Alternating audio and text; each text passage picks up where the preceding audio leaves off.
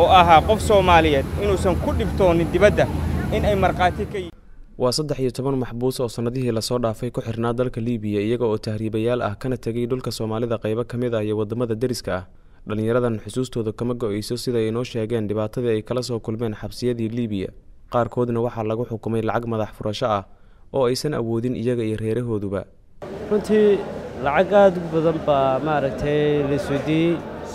ninkii lacagta maaragtay bixin waayena dhimasho nolol bay ahayd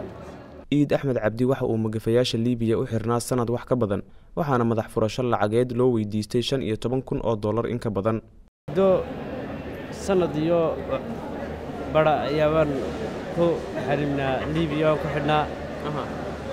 dhibaatooyin aad u fara badan Liibiya ku soo maray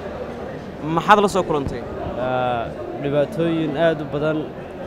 oo jirdila oo maaragtay gumeysiya cadaadis badan oo nacayb ajaanib nacayb iyo maaragtay dhibaatooyin aan imanka soo koobi kareyn dhalinyar badan oo asxaabteydana jirdilkii loo geystay dartood waa u dhinteen imisa lacagaha lagu weydiiyey imisa bixisay maxaad bixin weysay bal noo waran runtii lacag aad u badan baa maaragtay la suudiyay ninkii lacagta maaragtay bixin waayena dhimasho nolol bay ahayd marka ilaahay xamdigii tirada lacageed ee lagu weydiiyey waxaad bixisay bal noo sheeg runtii lacagta la weydiiyey waxay ahayd lacag gaadhaysa $12,000 hase yeeshee lacagtan bixiyey reerkaygu waxna way iga bixiyeen waxna maaragtay asxaab bay iga bixisay marka ilaahay xamdigii waan ka baxay hase yeeshee haddana badda la iga soo qabtay jeelaad u adag oo dhibaato badan oo rafaad badan ayaan ku jiray muddo reerkayguna wax akhbaaraya wax waraa inaan dhintay inaan noolahay kama warhayaan dhalinyar badan oo sidaas oo kale oo laba sannadood iyo saddex sannadood xabsiga ku jirta iminkadan laftarkeedana dhalinyar badan oo aad u badan oo doonaysa in laga soo qaado meesha jirta mas'uuliyiin ka tirsan dawladda federaalka Soomaaliya oo xildhibaano iyo wasiirro isugu jira ayaa dhalinyaradan soo dhaweeyay muuqdo waxa i gaarsiiyay ad ii sheeg waa saxan la soo tuuray waxa soo ii sheeg waa meesha anagoo salaad dukanayna marka la soo tuuray marka alxamdulillah Abuukar waxa jirkiisa ku yaala dhaawacyo ay u geysteen magafayaashu waxaana uu ka tagay magaalada Nairobi ee dalka Kenya si Yurub uu u gaaro riyadaasi inkastoo aysan rumoobin waxa uu inooga sheekaynayaa xabsiyada Liibiya iyo waxa uu ku soo arkay Assalaamu calaykum waraxmatullaahi wabarakaatuh magacaygu waa Abuubakar Ismaan Xudayfa maanta waxaan ku suganahay magaalada Muqdisho caasimadda Soomaaliya waxaan ku dhibaataysanaa Liibiya sanad 3 bilood baan joogay waxaan soo maray meesha la yiraahdo Shuweerif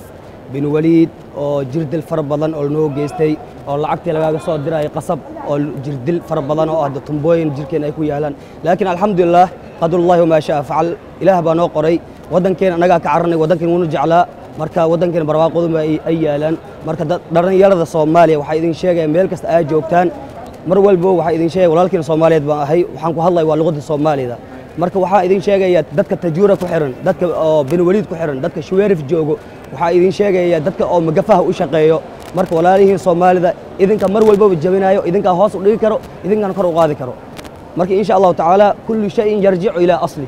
qofka ii sheeg wadankiisa wax u dhaw malaha dadkiina tajuura ku dhibaataysan meesha waxba ha isku bahdilna waa bahdil nooma dhibno waa ogtihiin ina albaab shanqartiis aan dhageysin jirnay oo